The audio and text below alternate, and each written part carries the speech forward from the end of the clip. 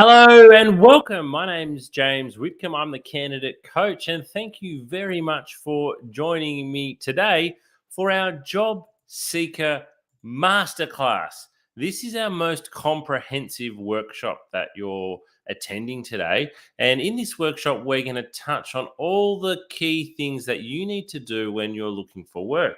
So, in some of our other workshops, we focus just on resumes or just on cover letters. We run workshops focused purely on interviews and purely on how to give great answers to interview questions. But in today's workshop, we're going to be touching on all of the topics. We're going to be going from the start to the finish of the interview process, and we're going to finish with how you can negotiate a better salary offer. So thank you very much for joining me. It's great to have you with me today. I hope you learned something from today's session. Now, if you've been looking for work for some time, it can be quite easy to, feel quite disheartened throughout the whole process. But throughout my career, and I'm a director at a recruitment agency, I've seen candidates just change one or two things in a small way. And that has made all of the difference. So throughout today's session, don't think that you need to go away and change every single part of what you're doing when you're looking for work. Maybe aim to go away with two or three key takeaways. What are the two or three things that you can take away from today's workshop to go and help you improve your chances of landing a job? Because whether you've been looking for a job for 5 minutes, 5 days, or 5 months, it's always competitive. It is always really competitive. You might have heard recently in the media, reports around the fact that unemployment is low. And that is correct. Unemployment is low.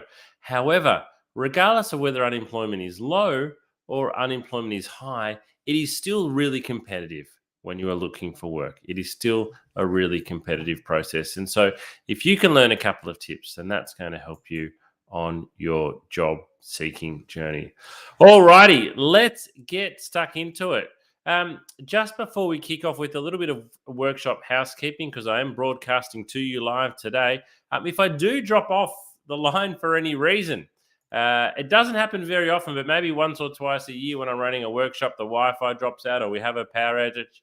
If something like that happens today, please hang on the line and just wait for me to rejoin. Take lots of notes. As we're going along today and you hear something, perhaps for the first time, I'd really encourage you to make a note of it. And the way you hear something for the first time and the way you receive that message is really powerful. When you hear it for a second or a third time, you can often hear it in a slightly different way. So take notes today and take a note of how something made you feel or your response to it the first time.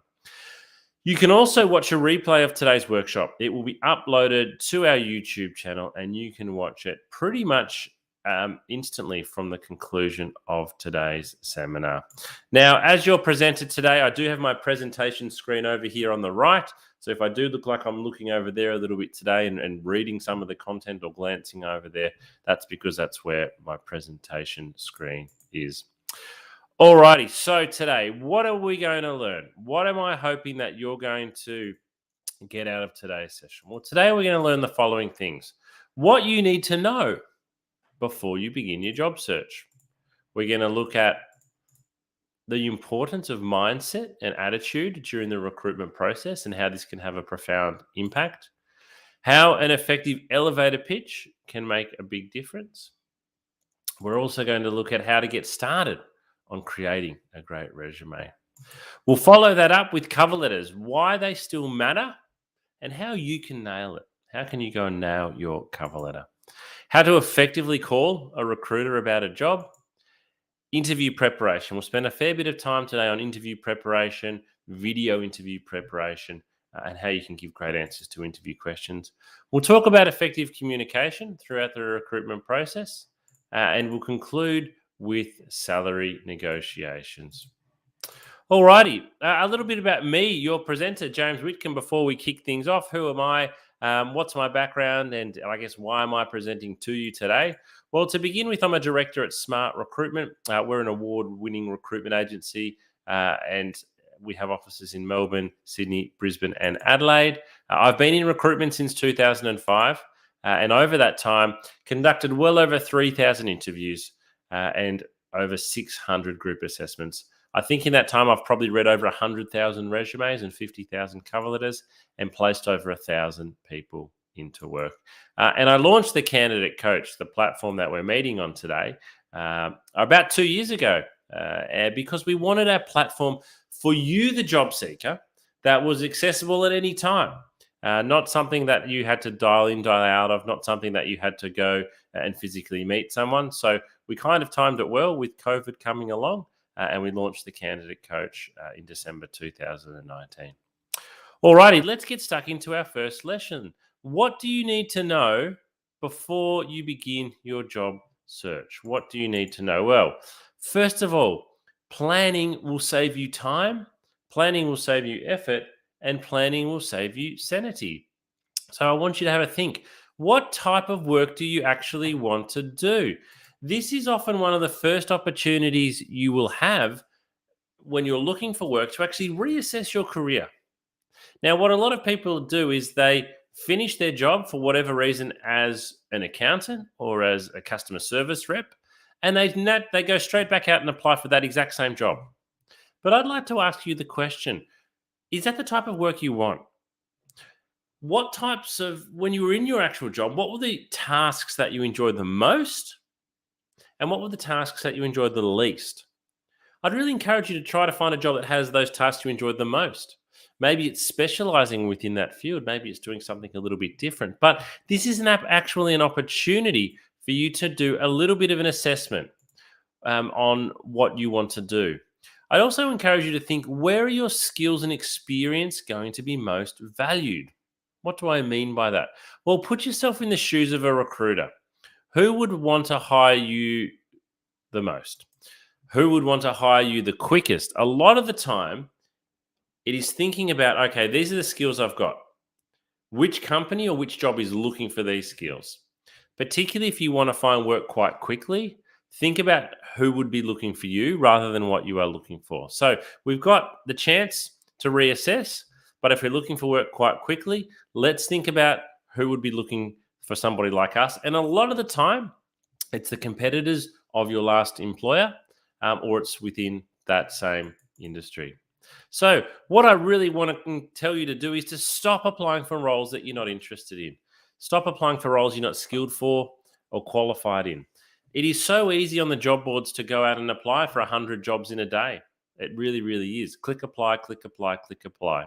But all that is doing is probably decreasing your chances, to be honest, of getting a job, because you are wasting your time applying for jobs that you're not qualified, skilled, or interested in. All right. Number 2, researching your job market thoroughly will allow you to be a smart and targeted job seeker. What do I mean by researching your market thoroughly? Well, let me ask you a question. How many jobs are advertised at the moment in your industry? If you're looking for a customer service role, there will be thousands. If you're looking for a mechanical engineering job, there might only be one at a time. So before you rush out and start applying, and even if you're not, sit back and take a look.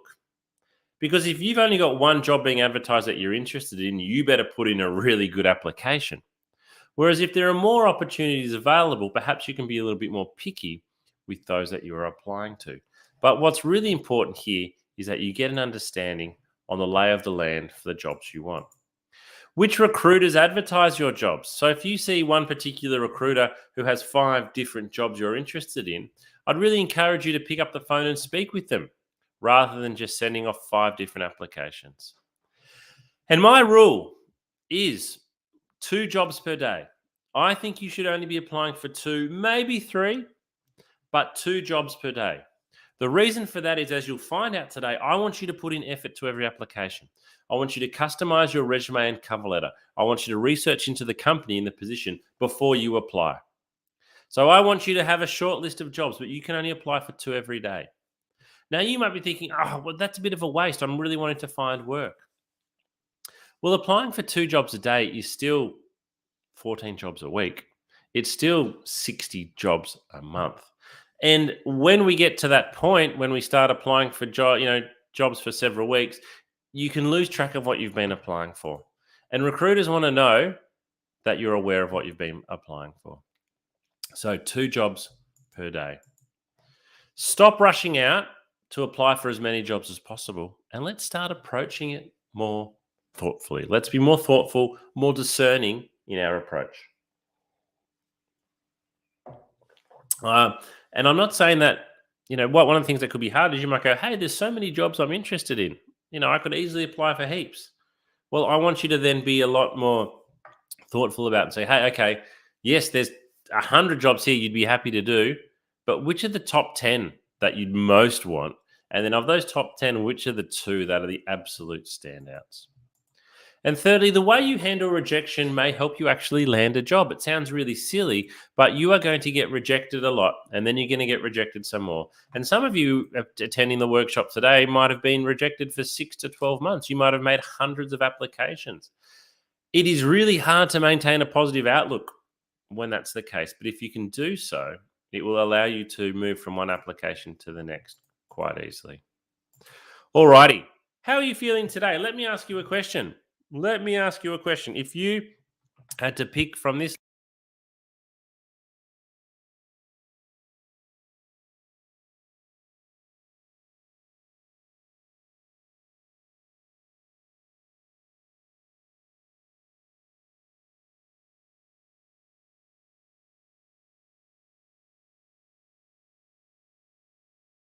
question, and there's a bit of a reason behind it, is I want to know, same question again, how do you present yourself as a job seeker?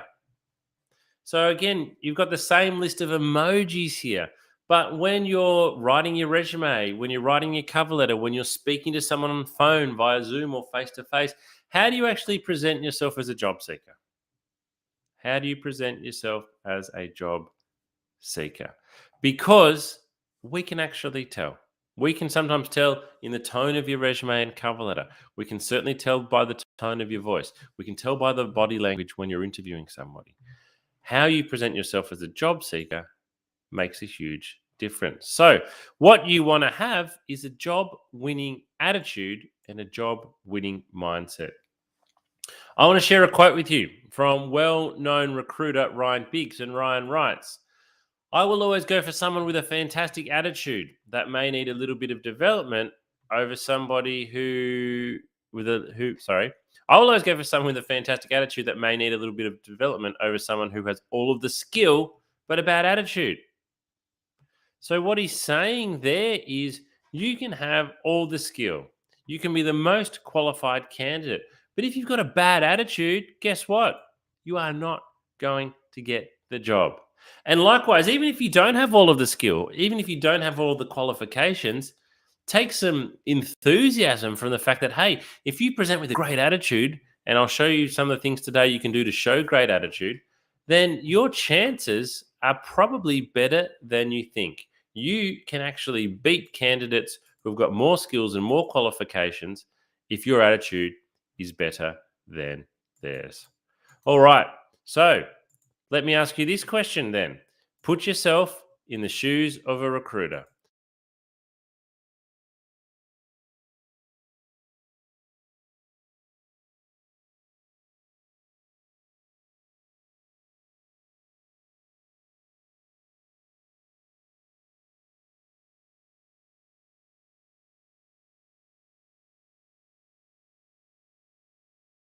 How do we actually show it?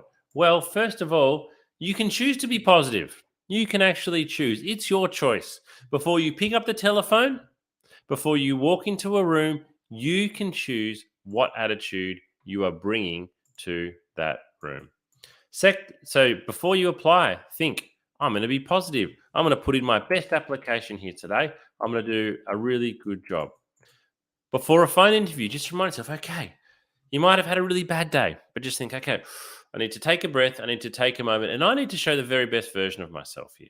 I need to show the very best version of myself here, and not, let my bad morning come across on the phone. And certainly before a face-to-face interview, you need to go in and present yourself well presented, well dressed with positive body language. And then think, how do I want to be remembered? You will walk out of the room You will walk out of the room. When you walk out of the room, what do you hope the person that you've met with remembers about you? Have a think and think about how you can work that backwards. Follow up with the recruiter. So, a lot of people will send in an application, they'll have a phone call, they'll even have a face to face interview, and then they will wait to hear back from the recruiter and think that's the right thing to do. There's nothing wrong with doing that, but if you want to show positive attitude, follow up. Make a phone call a couple of days, certainly a week later. There's absolutely nothing wrong with that. Show the recruiter that you are really keen on this job, that you're really interested and that you're positive and enthusiastic. So we want to avoid being negative. We want to avoid whinging. We want to avoid complaining. We want to avoid arguing. And we want to avoid being unresponsive. And that final one happens quite a lot. If you've missed a call, call back quickly. If you've got a voicemail, get back in touch quickly. If the recruiter's asked you to send something through, send it through quickly. This is how we can show having a great attitude. All right. I want you to grab a pen and paper. I'm going to give you a moment to do this. Grab a pen and paper or open up a new window on your computer or your notepad on your iPhone.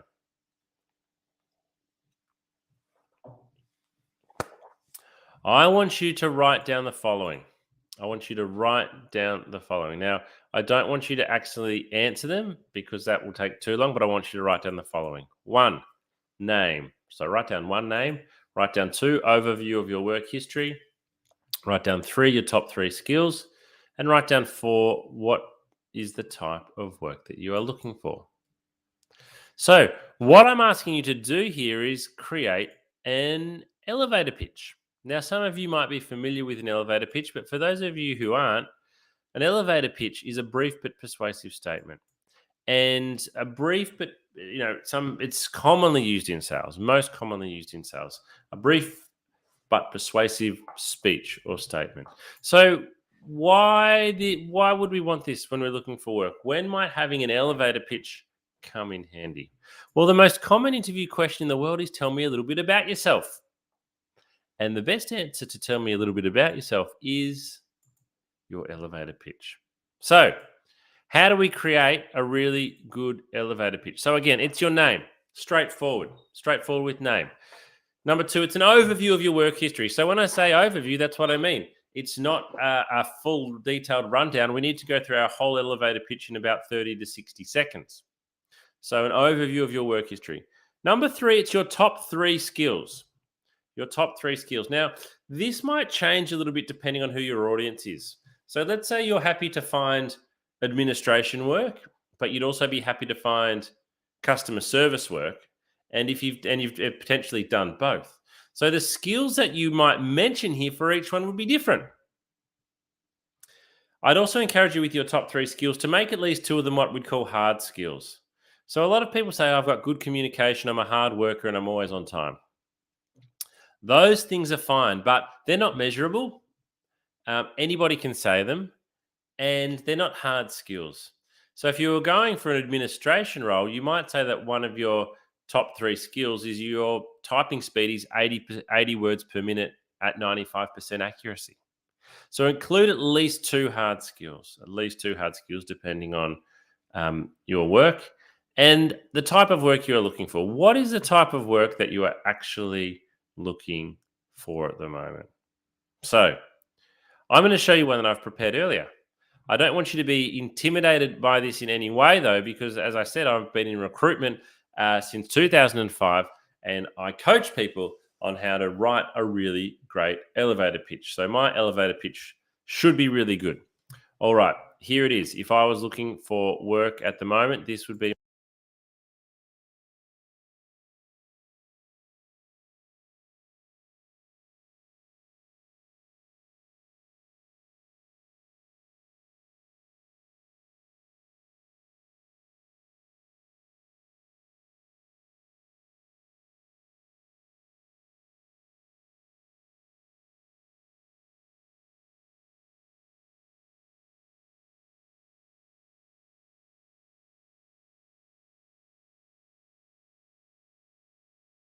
Yes, this is a really good elevator pitch because I've practiced it many times. So what I want you to do is to go away and create your elevator pitch. Go away and create it. Write down your answer to those 4 things and then rewrite it several times until you get it to the point where it's as good as it can be. Till it is good as it can be, till you're really happy with it. I didn't just create my elevator pitch on the first attempt. I rewrote it several times. Once you've got it to the point that you're really happy with it, I want you to have several copies. I want you to have a copy saved on your phone. I want you to have a copy stuck on the fridge or on the kitchen bench, maybe a copy printed out in your handbag. The reason being, if someone calls you about a job and says, look, just tell me a bit about yourself to start off with, you're going to think, oh, that's my elevator pitch. And then you're going to think, what is it again? And if it's on the kitchen bench in front of you and you've just got to look down, it can get you started and off you go. And then finally use it. You create your elevator pitch so you can use it. It is a great way. It is an absolutely fantastic way, because when we say to candidates, tell me a bit about yourself, a lot of candidates go, would you like to know about my work, or would you like to know about me outside of work, or a bit about myself? I've been working in finance for 7 years. And it is a really friendly question in some ways, and it's a bit of an icebreaker, but don't drop your guard. This is your first opportunity to create a great impression. And if you come with a great first impression and give a really good elevator pitch type answer, the recruiter's impressed very, very quickly. And you're up to this level. Whereas if you have a bad first answer, you're down here. And whether you start down here or whether you start up here, it's much more likely that's where you're going to stay wherever you begin. So begin up here, and it's easier to stay up here. Begin down here in your interview or your first impression, and it's really hard for you to get back up there. Alrighty, I've got a question for you. How long do you think a recruiter spends reading your resume? How long? You have spent hours, days, weeks, months, years. Some people's resumes have evolved over time. It might have started 10 years ago, 15 years ago, and then you add each job to your resume. So it's kind of become this document that you work on all the time. You've spent a lot of time on it. How long do you actually think recruiters spend reading your resume? Well, I'm going to give you the answer right now. 7 seconds. Eye tracking study shows that recruiters look at resume for 7 seconds. I've got to tell you, that's not a great stat, is it? That stat is certainly not great for job seekers, and it's a stat I'm probably a little bit embarrassed about as a recruiter. I don't think that's something that we can be proud of. It is important for me to point out that 7 seconds doesn't mean that they stop reading at 7 seconds, but it's at the 7 second mark where the recruiter decides whether or not to keep reading your resume. At 7 seconds, they decide whether or not to keep reading your resume or whether they're going to move on. So we've got a very short period of time here where we really want to impress the recruiter. So we can complain all as much as we like about this stat, but it's not going to change it. So we need to know how to make our resume stand out in 7 seconds. So let's look at this article in a little bit more detail and see what we can learn. So I'm going to read the second 2 dot points here. Resumes that succeeded in capturing the recruiter's attention featured simple layouts with clear section and heading titles. Resumes organized by E or F pattern. I want you to think about a piece of paper with a big capital E or a big capital F. So I've got stuff coming across and then stuff going down the side coming across. They're the ones that did well, especially when they utilize bold titles and bulleted accomplishments. So that paragraph tells us what we need to do. Simple layouts. We need white space, we need headings, and we need bullets. Resumes did not fare well when they're hindered by cluttered layouts. A lack of white space on the page, multiple columns and long sentences. A lack of section or job headers also turned off recruiters, as did text that didn't flow or draw the eye down the page. So your resume, you want to be rich with information, but we need to leave white space. We also need to have headers. We don't want it to be too cluttered, and we want to use dot points and not just big slabs of text. So it's not a great stat, but we can all learn something from it. Okay, I'm going to give you a little bit of an insight into effective resume writing. Today, we're not going to go through a whole resume from start to finish. That's a separate workshop that we run. Keep your eye out for that one. But I'm going to show you how you can get started on it. So first of all, what is your resume? Well, your resume is a factual account of your employment and study history.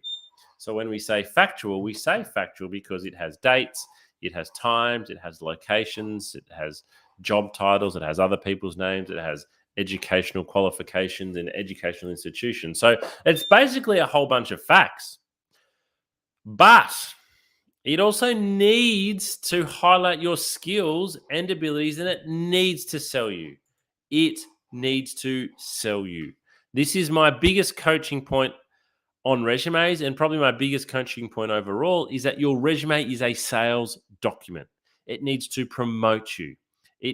I want you to imagine a billboard. That billboard is trying to sell something. They point out the best features. Your resume is the same. Your resume needs to sell you. It needs to promote you. It needs to say to an employer, look at me, buy me. It needs to have the very best aspects of you on it.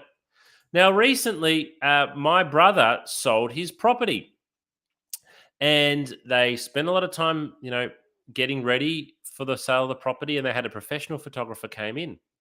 And when I looked at the photos of his property, I thought, wow, look at that photo. The photographer has done an amazing job here in capturing the property at its absolute best, showing that, using the camera in the perfect position to capture it at its best. So the photographer didn't do anything false there. There was no lies, there was no trickery, but he took photos from the best positions to really highlight and sell the property. That's what your resume needs to do. Your resume needs to highlight your best skills and your best experience, your best achievement, and your best education. It needs to promote how good you are. It needs to show the very best parts of you, not the worst, the very best parts of you in a way that is easy. As we've seen, it needs to be easy for somebody to see. So my question is, I want you to have a think about it. Does your resume sell you? Do you think your resume is selling you at the moment? Or is your resume a very boring, dry academic document in chronological order that is just a history of what you've done? So, what I want to show you now, again, we can't go through a whole resume today because that would take us nearly the whole workshop, but I want to show you how you can sell your experience, because I think selling your experience, and in particular your achievements, which is what we're going to look at now, is the very best way. This is the very best way for you to sell yourself. So I met with this candidate. So I'm going to share a story with you now of a candidate I met a number of years ago when I was recruiting for a sales role. Now, this candidate got through to interview because she'd been working in sales for a number of years. And that was the main reason why she got through. But this is how she described her experience on her resume. So she was a sales representative from August 2013 to July 2016. So a month short of 3 years. She was a salesperson for the company for 3 years. She sold goods and traveled to meet customers and keep them happy. That's how she described her job on her resume. Now, as a sales recruiter, if you've done 3 years as a sales rep, I'll give you a call, because I know that, that's a good tenure. A lot of people don't last very long in sales. But when I sat down and I met with this candidate and she told me what she'd really done, I was completely blown away.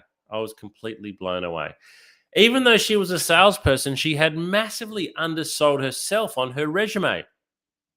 So I worked with her, and this is what we changed her resume to. So this is the before, and this is the after. So same person, same job.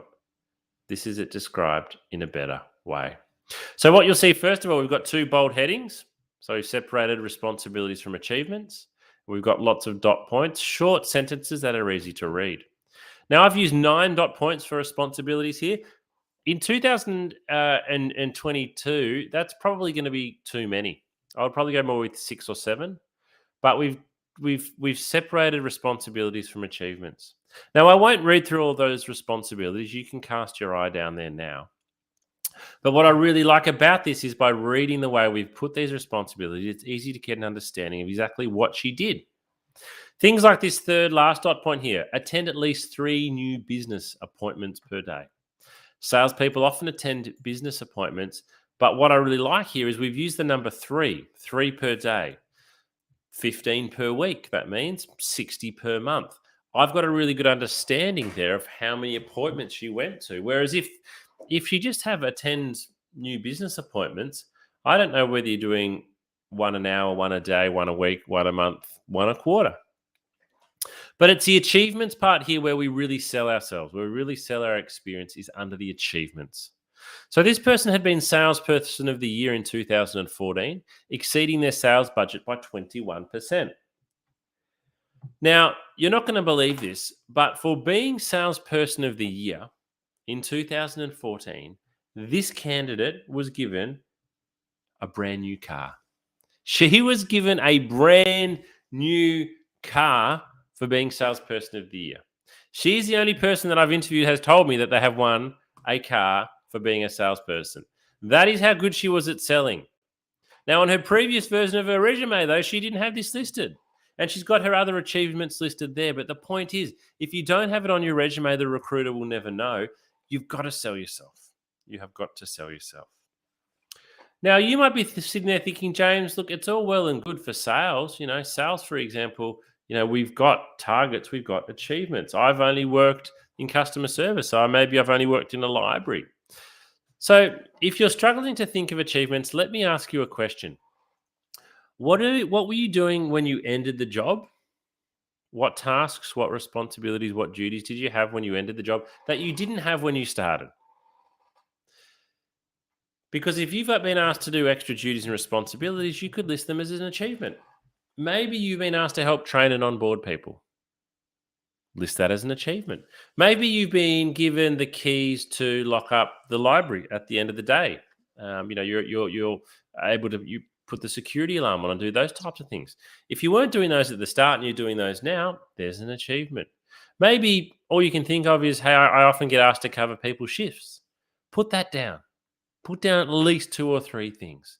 In some ways, it's about showing pride and showing understanding of doing a good job.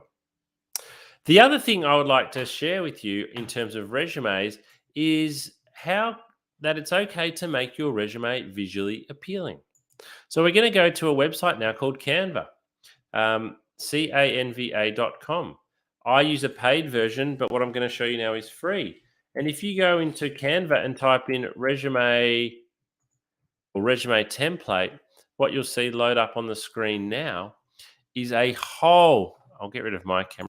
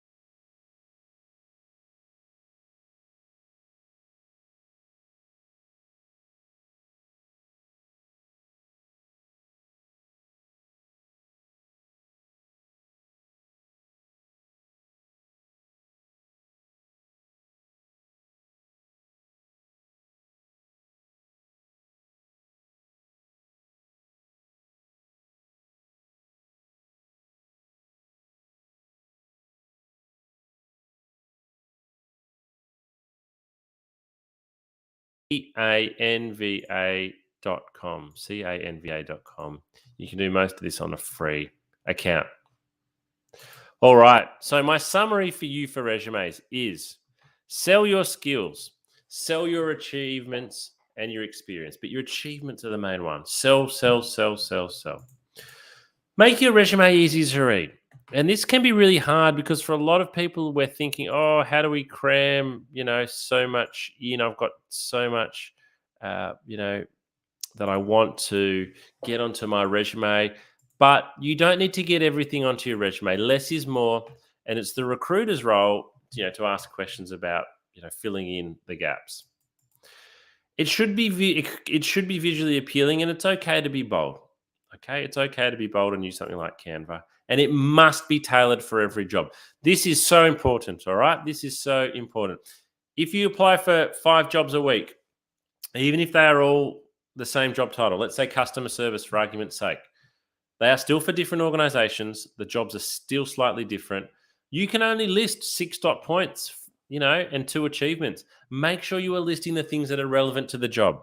Read the advertisement. What they are asking for in the first 2 or 3 dot points in particular is really important. Make sure you have that on your resume.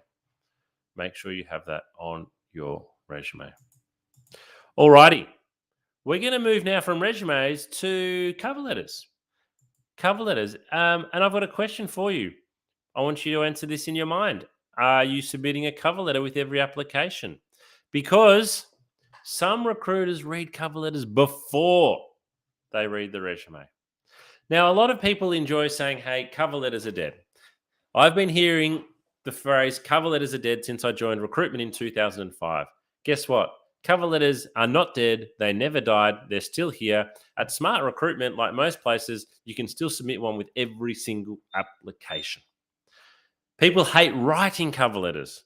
Not all recruiters read them. I'll be honest there, not everybody reads them. But some recruiters will read them first. Your problem is you don't know who you're sending your resume to. So unless the person you are sending your resume to says, do not send a cover letter, I will not read it, you must submit a cover letter. You can only submit 2 things as a job seeker, your resume and your cover letter. So why would you skip on one? Skipping on one is a huge risk, and I think it's a huge mistake. All right, so let's talk about actually what a cover letter is. First of all, it's very different language to a resume. It's a letter. Think about how you write a letter. You write a letter to somebody. We don't write letters very often anymore, but maybe think even about an email. You write it to somebody. Even if you don't know their name, you are writing your cover letter to someone. So we personalize it. We really need to have done some research here. We should be doing research before we apply for every job, and we can then use that research in our cover letter. And the purpose of this is to show the person reading the cover letter that we've done some research. It sounds like a bit of a game, but we want them to know we've done some research. And we want to include that information in terms of what we've learned on our cover letter. It's only ever 1 page long. The only reason your cover letter would be more than 1 page long is if you are asked to address a selection criteria and it's like 10 points and you're like, can't fit into 1 page. Unless that's the case, your cover letter should only ever be 1 page long. We need to proofread it multiple times. A lot of people proofread for spelling mistakes and they catch all the spelling mistakes. But what is really hard to catch in your own work in particular is grammatical errors. A lot of people don't catch their own grammatical errors. So proofread multiple times and catch those grammatical errors. So stop submitting the same cover letter for every single vacancy. We need to tailor it. All right. I'm going to show you what a good cover letter looks like. This is a great template that you can go away and copy and paste. So it has 4 simple paragraphs. That's it. 4 simple paragraphs. And paragraph 1 and paragraph 4 take 1 minute each. So paragraph 1, we just want to address the role in the company that we're applying to. 2 sentences should be enough. So here we're saying, Dear James, please find attached my resume for the accounts coordinator position at Smart Recruitment. If you have done that, name, job title, company title, you're probably already into the top 25% of cover letters. Because most cover letters I receive say, Dear Sir or Madam. Now, on my cover letters, my name is always there. On my cover letters. On my job advertisement, my name is always there. But even if my name is not there, the company and the title is there. So personalize it. The point of this is to show the recruiter you've put in a lot of effort. Paragraph 2, mention 2 or 3 things that you know about the organization or you know about the vacancy. So we need to do some research here. And again, the whole point of paragraph 2 is to show the person reading your cover letter that you've done some research. Because everyone else's cover letters are rubbish. If yours is really good and stands out, this could be the one thing that you can do that can make a huge difference. Then paragraph 3, we're going to focus on us. So paragraph 2 is all about the company and the job. Paragraph 3 is on us. We're going to mention your key skills or experience relevant to the position. Again, it's 2, maybe 3 things. And this is why we have to tailor our cover letters, because we can only pick 2 or 3 things here. We need to pick 2 or 3 things that are really relevant to the job that we're applying to and the company. Paragraph 4 is a brief sign off. Thanks very much for reading my cover letter. I hope to hear back from you soon. So I'll give you a moment to take a screenshot of that. What I've done with this formula, and it's taken me many years to develop, is I wanted to develop a formula that allows people to easily replicate a cover letter. So I think paragraph 1 and 4, it's really straightforward. Paragraph 2 and 3, you can probably do them both in 10 minutes. I think you can do them both in 10 minutes, but you can spend a lot longer and be more impressive. But I wanted to create a formula or a template that is easily replicatable so that you can customize every cover letter without too much hard work. All right, so here's an example using my formula. This is a made-up job and company. Dear Rupert, I'm writing to you as an enthusiastic applicant for the marketing coordinator role at Duke Industries.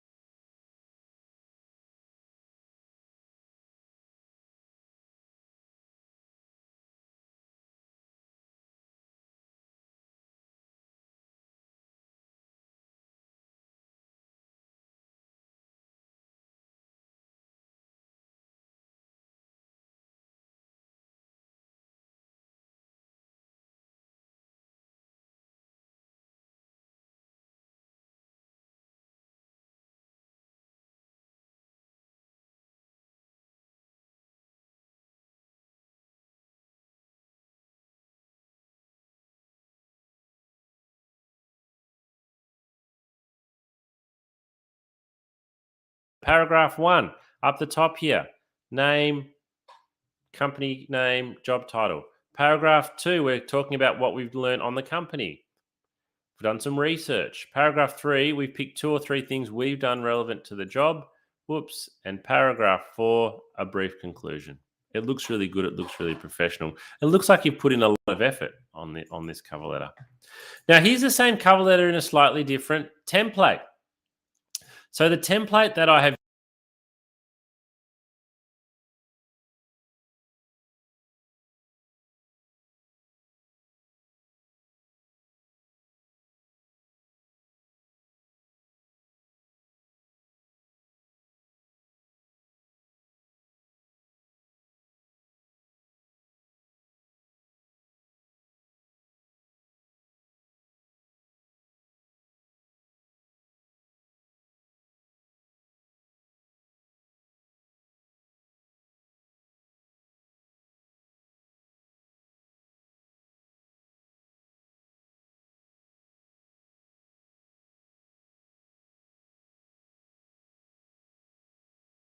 own personal brand.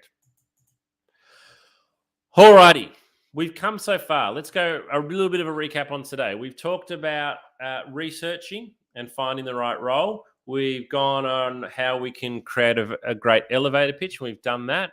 Maybe we've had a phone call even. We've been able to put our elevator pitch into practice. We've tailored our cover letter. So you found those 2 jobs that you're going to apply for. You've done some research. You've tailored your cover letter to the job. You've created your awesome cover letter as well, and you've tailored that. So you've done a lot of work so far. You've clicked apply and you've sent your resume off. Now what? Now what are you doing? Tomorrow, what are you doing? What's happening with this application? What do you need to do? It's been 1 day now. It's been 2 days. It's been 3. It's been 5. You haven't heard. What should you do? Well, I think you should pick up the phone and make a call. Pick up the phone and make a call within 24 hours of applying. I know what you're thinking. Are you mad, James? Picking up the phone and calling somebody about a job they've got advertising is really scary. It can be really intimidating. But I'm not mad, and you need to be brave. Particularly if you've been looking for work for some time, I would really encourage you to make a well planned and organized phone call. And I'm going to show you how to do it. I want you to consider the following scenario. When I'm in my recruitment office in Melbourne and I sit down and I've got 10 or 12 recruiters around me, they're busy on the phone, they're doing phone interviews, they're reading resumes, they're walking in and out of face to face interviews or Zoom interviews. They've got lots of resumes to read. If the phone rings and they pick it up and say hello, and it's you on the phone, even though they've got 100 resumes to read, guess what? We're speaking with you now. And if you sound organized and if you've got some really good questions, I might bring up your resume while we're speaking. So I'm not looking at those 100 resumes anymore. I'm looking at your resume.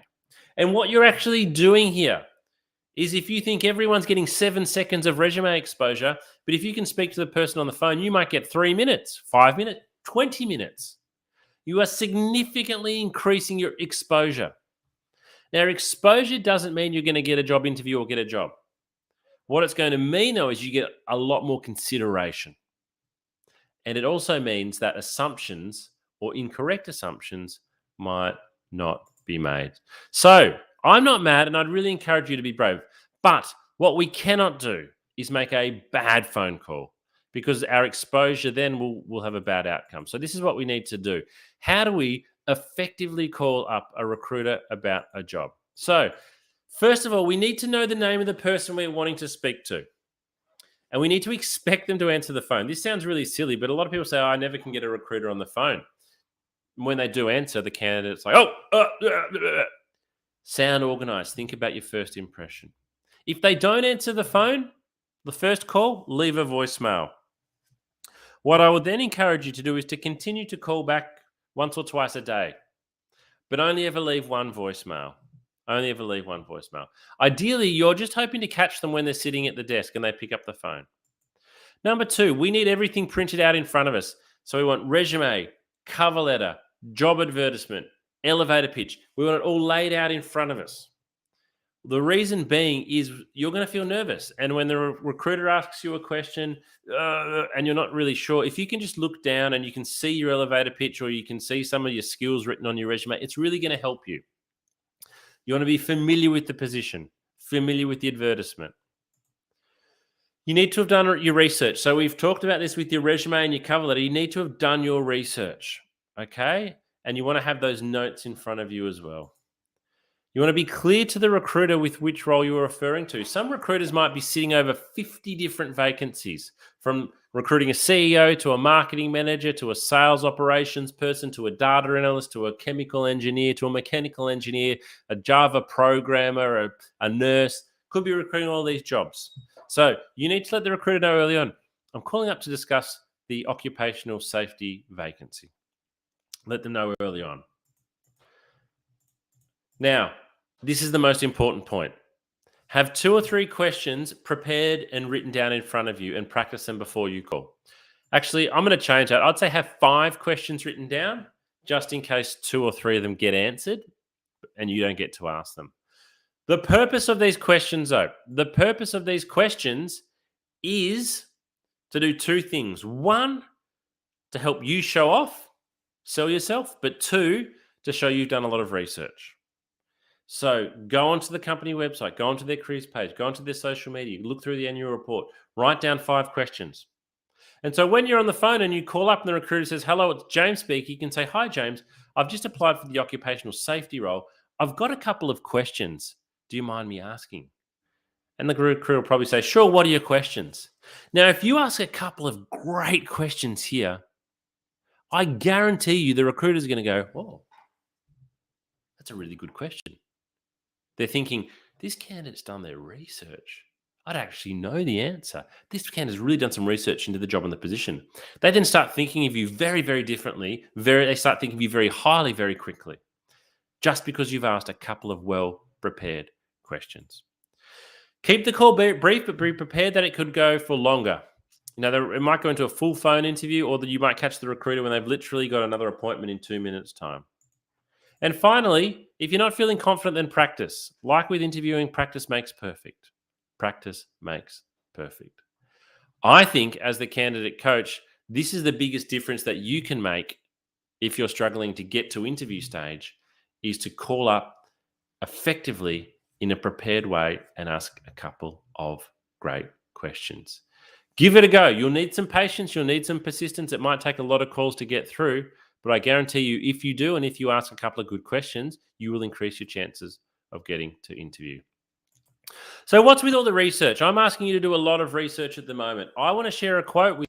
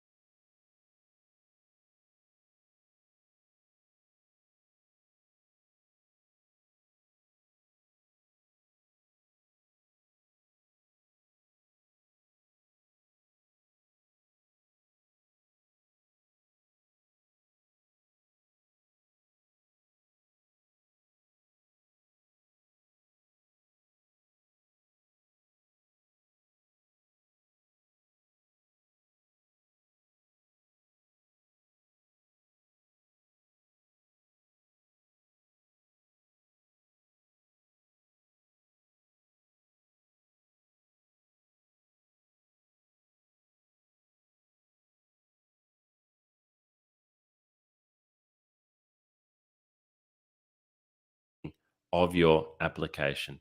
So you are competing against candidates who will do a lot of research. You need to do research just like they do.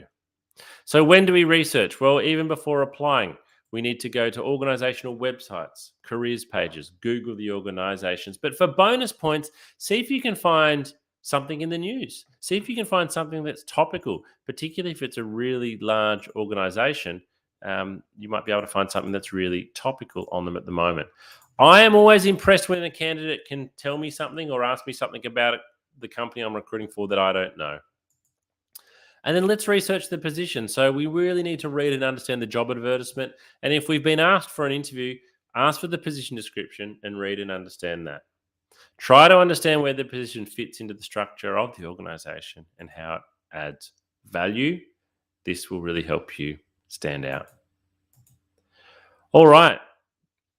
Let's talk about interviews now. So let's take a moment again to pause. Let's go back to the start. We've done the research to find the jobs. We've applied for 2 jobs per day. We're tailoring our resume and our cover letter before each application. We've followed up with a phone call, and guess what? That phone call has turned into being invited in for an interview. So again, it's building blocks here. It's going through the process, but it can feel like a lot of work, and we're only at the interview stage. So we need to keep going. So how are we going to present ourselves at interview? Here's my emoji board again. You probably know the answer by now, but we need to present the very best version of ourselves when we're going to interview. So we don't want to turn up for interview and show ourselves at 50%. We don't want to turn up for interview and go, even if we're feeling rubbish, we've had a bad morning, we've had a fight with our partner, we're upset about something, we've got to leave that all behind just while we're in the interview room. Because if you show yourself at 50%, you're not going to get the job. And the recruiter can only base their decision on you at 50%. But if you can show yourself as close to 100% as possible, then you are giving yourself the best chance of getting the job. So how do we actually present the very best version of ourselves? Well, first of all, practice is absolutely key here. Practice, practice, practice, because that helps to give you confidence. We need to mentally prepare for what is going to happen. We need to tell ourselves that we're going to get nervous and that getting nervous is okay. And we need to give ourselves plenty of time. Give ourselves plenty of time. The one thing that ruins everybody's plans when it comes to performing well at interview is running late or running just on time, and it will stress you out big time. Dealing with nerves and anxiety at interview. This is a really big one. So I'm actually going to share a little video with you here from a workplace psychologist on how you can deal with nerves and anxiety at interview.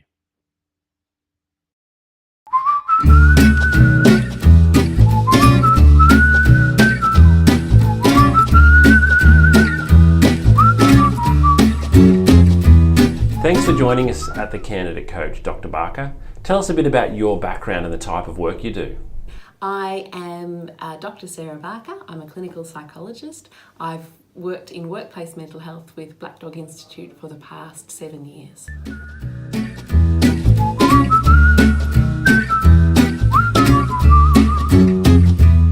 Dr. Barker, why is it common to feel nerves when going for a job interview?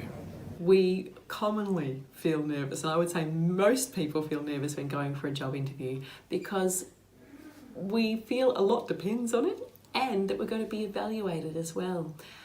So nerves are a very, very common response. It's really important to remember that the person who's doing the recruiting also feels nervous as well, because they want to get the right person, and they're also aware that they're expecting people to come in feeling nervous as well. They know that that's a common human experience.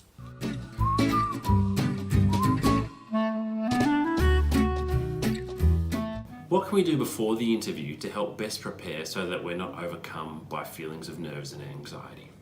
To best prepare ourselves to avoid some of those feelings of anxiety and nerves before an interview, firstly is to accept, I think, that they're going to be there. And actually, a few nerves are actually helpful. They help us give our best performance, give our best answers, think the best on the spot. So accepting that there's going to be a level of nerves is okay. But I think also probably an hour beforehand or the morning before the interview, really practicing some breathing strategies, whichever is your favourite breathing strategy, to calm those nerves down, calm the system down, calm the breath down, and allow your body to relax as much as it can into the interview. I also think preparing answers and having a practice in front of the mirror of some likely answers that are going to be, or likely responses to questions that are going to be asked, can be very, very reassuring, because often the questions we predict are there. And even on the internet, there are usually lots of questions for any job that are typical questions that you can then prepare a brief response reflecting on your experience beforehand. So it's not such a test in the moment then, because you've got some preparation behind you. The other thing I think too is reminding yourself, I've got this far and this is a good thing. And, they're interested in getting to know me. I'm also interested in getting to know them, and concentrate on the relationship too and enjoy the relationship as much as you can. They're usually going to try and put you at ease so that they can see how you respond as well.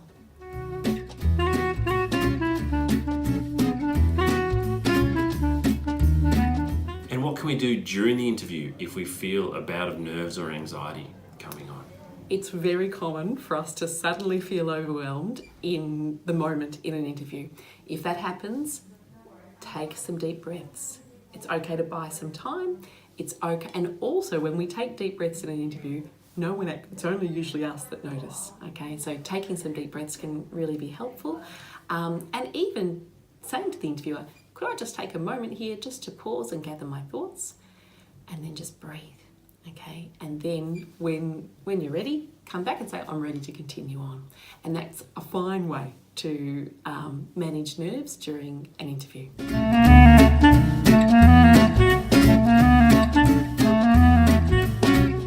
One tip that I think is a really useful one is to have a practice of your responses to the likely questions in front of the mirror. Something you might notice is that the questions you're feeling more confident about, you'll smile more, you'll be more relaxed, you'll strut your stuff a little bit as you respond. You'll notice too the questions you feel less confident about, you might stop smiling or your face might change. Those questions are the ones you need to practice a little bit more at, and remind yourself of your confidence with that, or prepare your answer so that you do feel more confident, because your face will actually tell you in the mirror, and that can be good preparation for the actual interview of knowing where to where to focus on in feeling more strong in your responses.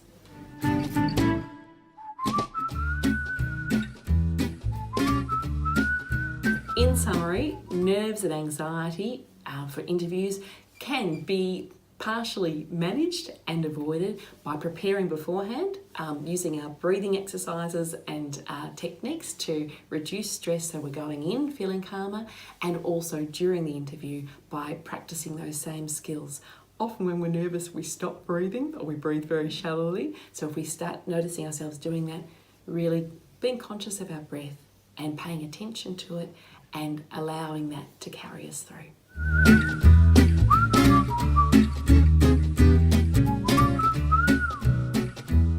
Thanks for watching today, and we hope this has helped you best prepare for your next job interview.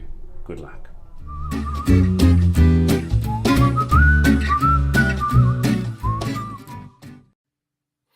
Alrighty, hopefully that video from Dr. Sarah Barker and those tips can be really practical if you really do struggle.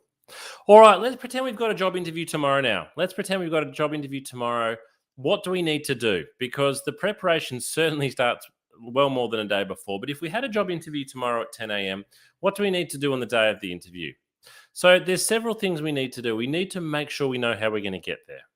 As I said before, the best plans, the best preparation will all be wasted if you arrive late or even if you're rushing to get there on time because you're going to feel stressed and anxious. We want to make sure that our clothes are ready the day before, not waking up in the morning and doing it that day, because what if you pull out the shirt or the pants that you're planning to wear and you discover they've got a coffee stain on them or they're ripped or the iron's not working? Get your clothes ready the day before. Likewise with the shoes and likewise with printing everything. Again, if you've been asked to bring something along that you need to print out, get it done the day before and do any assessments that you need to do as well. So if you've been asked to do a test, do it a day or two before and have a practice. Have a practice of your interview answers. So the aim here really is that when you go to bed the night before your interview, everything's ready. It's going to be hard for you to have a good night's sleep probably the night before the interview. But if you're lying there thinking, I've got to find my shirt, I've got to find my dress pants, I've got to polish my shoes. Actually, where's the shoe polish? You're not going to be able to settle. At least if you do it all the day before, you can hopefully give yourself the best chance of having a good night's sleep and you are prepared. All right, beep, beep, beep. The alarm's gone off. It's the morning of the interview. You probably haven't had a great sleep, but you're up now. What do we need to do that day? Well, really important is that we need to actually start off by having breakfast. You need a full stomach to give you energy, to get your blood sugar levels going. You also need to have a full stomach because sometimes when I interview people in the morning, if they skipped breakfast, I can smell it on their breath, which is really unpleasant. We need to shower, shave, we're brushing our teeth, we're fresh and clean. We want to avoid strong odors. If you are a smoker, try to avoid smoking. However, I would rather you have a cigarette than be really struggling with your nerves. Sorry, not your nerves, with your shaking. Give yourself plenty of time. Take an umbrella, take mints, those types of things, and get to the location 30 to 40 minutes early. But don't arrive at reception. Don't rock up to reception 40 minutes before your interview. Maybe wait downstairs or in your car and arrive at reception 5 to 10 minutes before. Now, take to the interview, we need to take with us a compendium. So there's a photo of a compendium on the screen there now. You can buy one of these from Officeworks or your local news agency for $20 or $30. And by taking this along, you look really professional. Looks professional having this under your arm. I always take a compendium to any business meeting I have. I also take a compendium to any interview. But as well as looking good, it has a practical application. So everything listed below there, you should have in your resume. We want copies of our resume, cover letter, and elevator pitch, just in case. We want some questions written down, a bit like when we're making the call. Let's take some questions we can ask, and yes, you can do this. We want a copy of the ad. Always take along photo ID and payroll information, even if you haven't been asked, just in case when you get there, the recruiter asks you if you've got it and was expecting you to have it, even though they haven't asked, and anything else. So use a compendium. Take this along with you. All right, video interviews. That's what's happening at the moment. How do we best prepare for a video interview?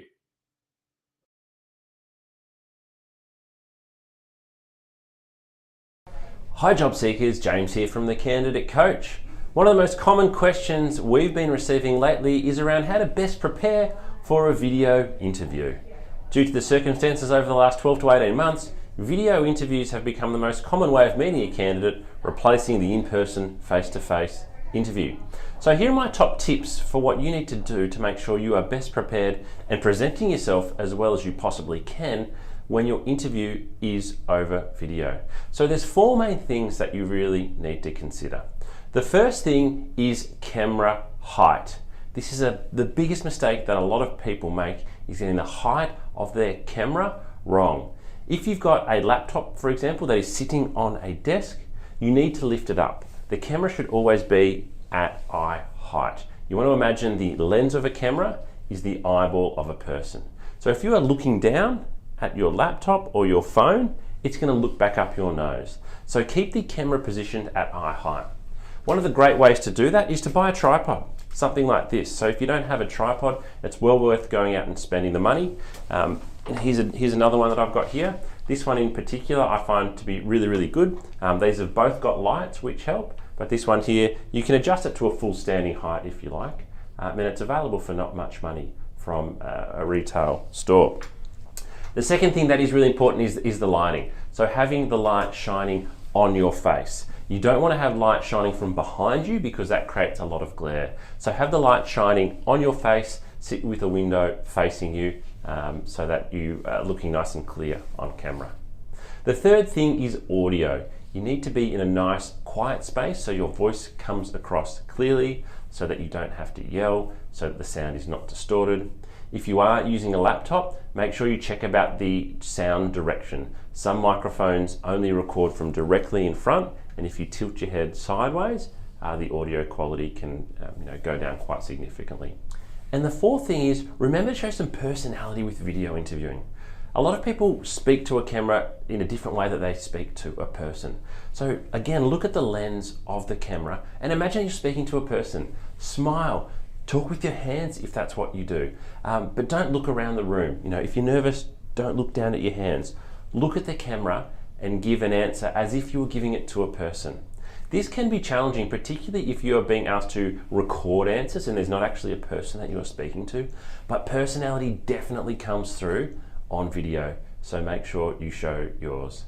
And with everything, practice. If you're not sure how you're going to present, or you think, I don't think this is going to work really well, set up your camera, hit record, and just speak to the camera. Talk, see how you look, and practice several times.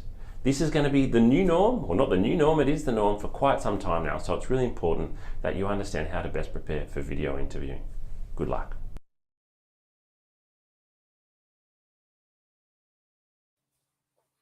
Alrighty.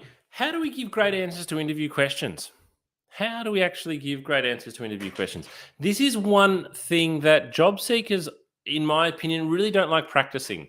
We don't like practicing giving answers. We might spend hours and hours and hours on our resume and cover letter and LinkedIn profile and other things, but we're really reluctant to spend a lot of time practicing interview answers, sometimes because we don't know whether our answers are good or not to begin with. So let's have a look. How do we give great answers to interview questions? Well, for behavioral-based questions, we're going to use the STAR technique. So the STAR technique is extremely common. You might have heard of it before. You can easily go and look up what I'm going to show you today. But because not everybody does, I want to share this with you. So the STAR technique, STAR stand for something. So it's a method of answering questions that's comprised of 4 steps. S is for situation. We're going to describe the situation and when it took place. T is the task. Explain the task and what was the goal. A is for action. Provide details about the action you took to attain this. And R is the result. We want to conclude here with the result of the action. So what actually occurred? Now, behavioral-based questions will often be, they will start with, can you give me an example of, or can you tell me about a time? What we're looking for here is we want to see, that's why it's called behavioral-based questions. We want to see what behaviors, what characters, what traits you've got, and how you handle the situation. Some behavioral-based questions will allow you to shine. They'll allow you to sell yourself. So it might be, tell me about a time when you provided great customer service. And if that's the case, you can use the STAR technique to talk about a time you created great customer service. Well, there might be a question, tell me about a time you worked in a team when the team didn't get along. Tell me about a time when you dealt with a customer who was unhappy. So just because the question is asking you for a circumstance that wasn't great doesn't mean that you can't give a great answer. So let's go into detail with the STAR technique then. So the S, we want to set the scene.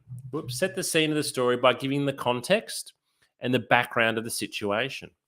If you're asked about teamwork, your response should include the project details, who you were collaborating with, when you undertook the project, and your location at the time.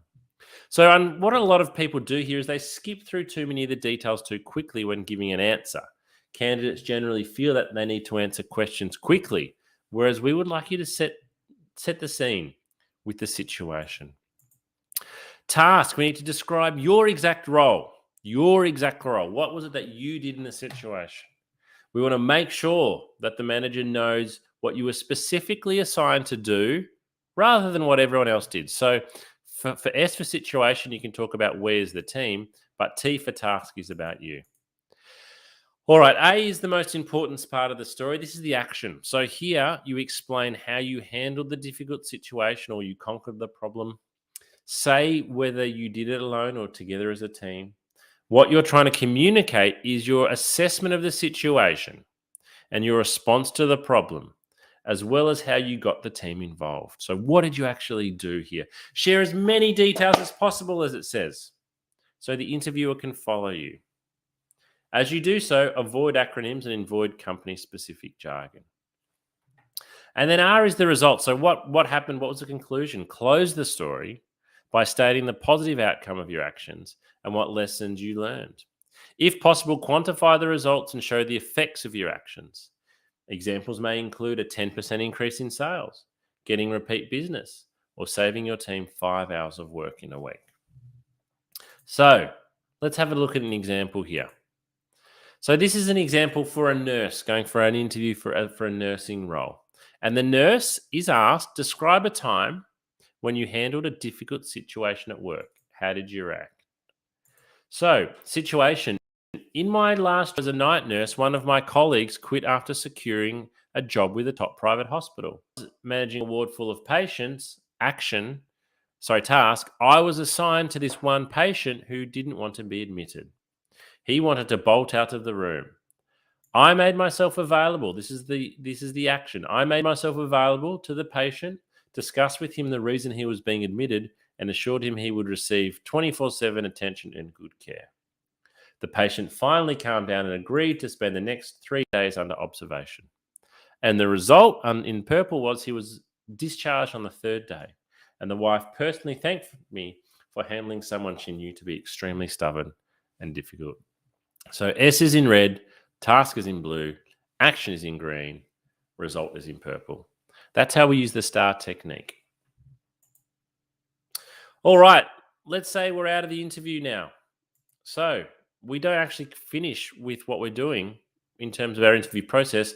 I'd really encourage you to email the recruiter, thank them for their time the following day.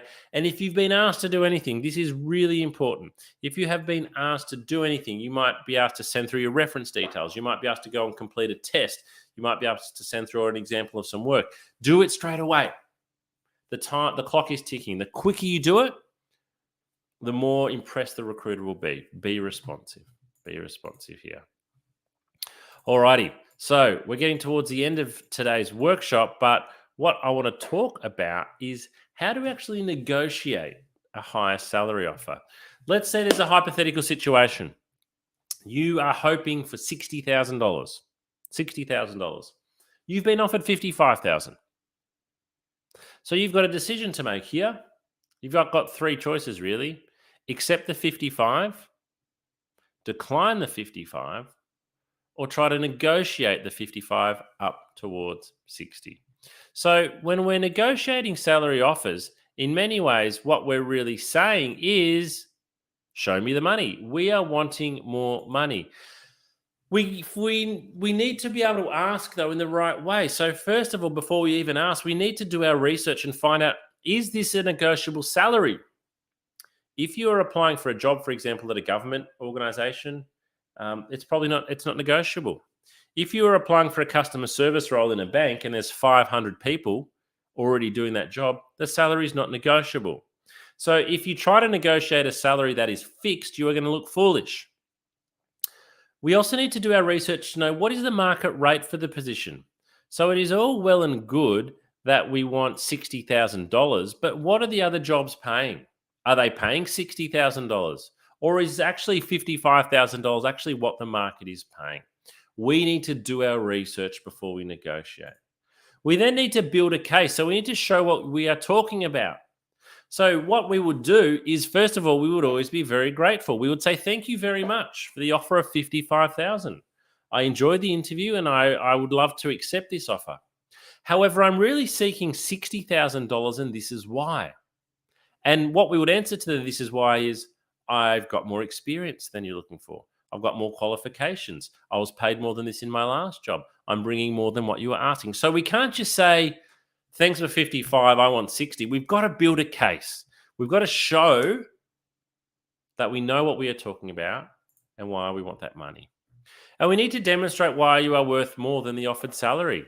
Why are we worth more than that? As I said, maybe on the ad they said we want someone with 2 years experience and you got 4. Maybe you've got a degree and it's not asked for. Maybe you'll bring other things to the job. And finally, we negotiate in a firm but friendly manner. You need to expect that if you come to negotiate a salary offer, it could be retracted. It could be retracted. In my recruitment history, I have had 2 types of people when it comes to companies, when it comes to negotiation. Some companies will say they want to negotiate. No way. We've given them a fair offer. If they don't want to work here, we'll remove that offer. That could happen. I've also got organizations that say they want to negotiate. That's fine. Happy to negotiate. It's all part of the process. The concern is you don't know who you're dealing with. And so you do need to be prepared that an offer can be retracted. And if, the impression sometimes that you can easily give when negotiating a salary offer is that you aren't grateful. Sorry, not that you aren't grateful. Well, you aren't grateful and you're just not sure on the job.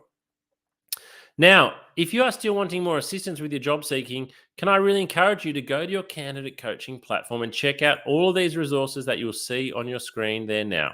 We've got video coaching, resume and cover letter templates, interview questions, online practice tests that you can take, checklists, articles, advice for executive candidates, mental health support, more of our live workshops advertised, and this is all available to you for free on your candidate coaching platform. Before I go today, we would love your feedback. We would absolutely love to hear from you. Please, if you can take a moment, whoops, wrong screen there. If you can take a moment,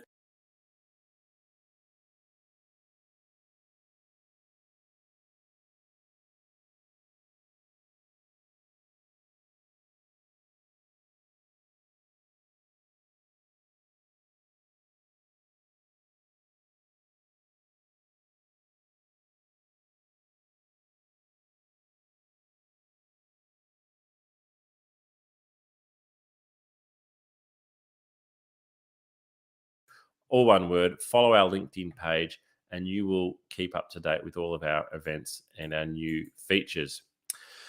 Finally, we're going to finish today with this video. I really want to thank you for joining me for this workshop today. Our final video is potentially our most important thing that you're going to see today. We're going to hear from Dr. Sarah Barker again on how you can look after your mental health when you're looking for work. Because one thing that we've noticed from candidates of all backgrounds, all countries, all nationalities, all walks of life, all positions of seniority in the workplace is that when you come to look for work, it really can affect your mental health. So thank you for joining me today. The workshop will conclude at the end of this video. Enjoy the rest of your day.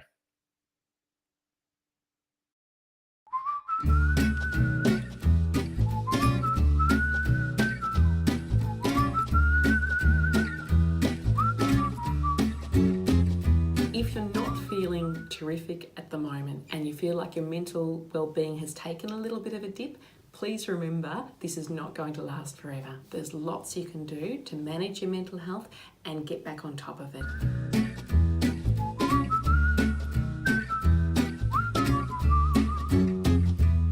I am Dr. Sarah Barker. I'm a clinical psychologist. I've worked in workplace mental health with Black Dog Institute for the past 7 years.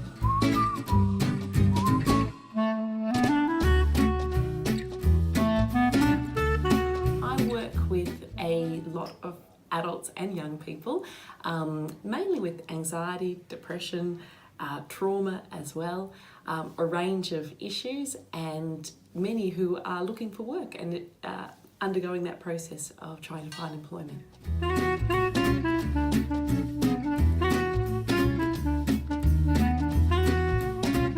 Looking for work causes mental strain because our identity is tied up with our work. Work gives us meaning, it gives us purpose, it gives us company and connection. So it's stressful for lots of reasons looking for work, and it can take a toll on our mental health.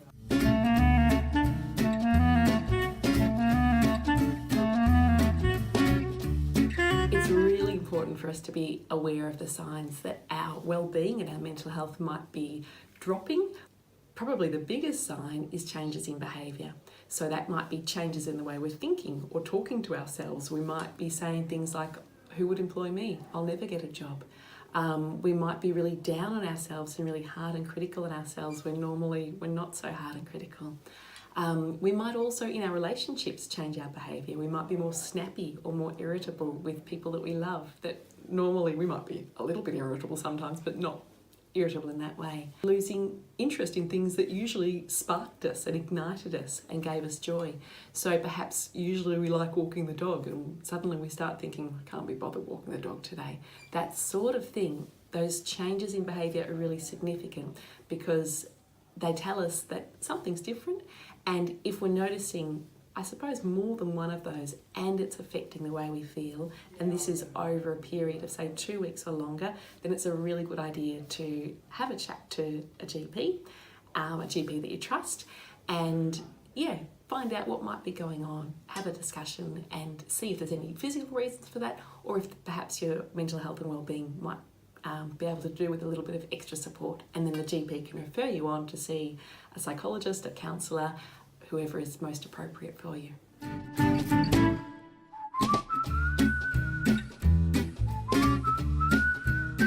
There are so many great things you can do to look after your mental health when you're looking for work, and it's really important that you do. My very top tip would be really talking kindly to yourself and being compassionate with yourself. I think when we're looking for work, we can have a lot more questions like, will I ever get a job? Will I ever be employed? It can feel like this could go on forever. So being kind to ourselves and saying things like, it will work out. There will be a day, my efforts will be rewarded. It will just take time. I just need to keep trying. Reminding yourself of your strengths. And that might even be tapping into people you love and asking them what your strengths are, because sometimes it's harder to find them when our mood's a bit low and we're feeling more worried. We can be harder on ourselves. I think that routine is really, really important to our well-being. When we're looking for work, we mightn't have such a regular routine because there mightn't be a 9 to 5 start and finish time for a job, or there isn't.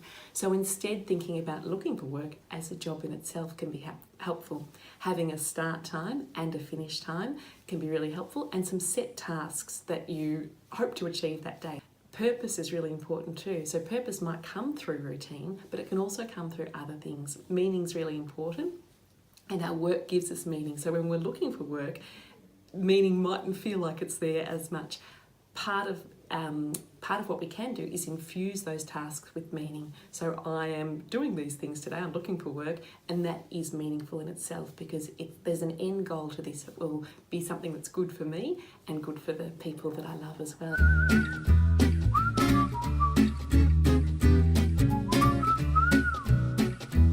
Some excellent resources for looking after well-being when looking for work are the Headgear app. The Headgear app is free, it's evidence-based, it's developed by Black Dog Institute, and it is fun to use. It uses mindfulness, so a technique to really help us relax and reduce physiological arousal, which can often occur when we're feeling anxious. It's got a 30-day challenge, which is just short, bite-sized little challenges to extend your well-being and grow your well-being, and that can be really extra important when we're looking for work. There are also some really terrific resources available through the Black Dog Institute. One of them is a beautiful self-care plan that encourages you to think about your top coping tips, the things that personally work best for you, that are positive coping strategies. Another really good resource is through Beyond Blue, and they've got some excellent resources to look after mental health while looking for work, and also when people are recently out of work as well.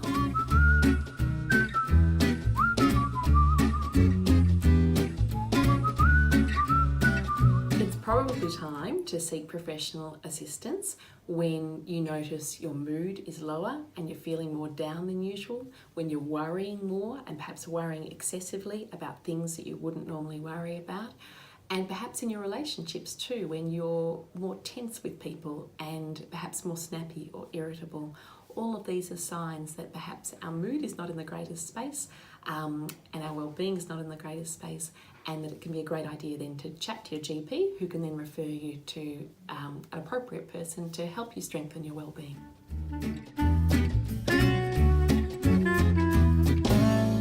It's very common for people to have a dip, but please know that that's not going to last forever, and that there's lots you can do through looking after yourself, but also through getting access to professional support that can really give you a boost again and get you back feeling good as you're looking for work.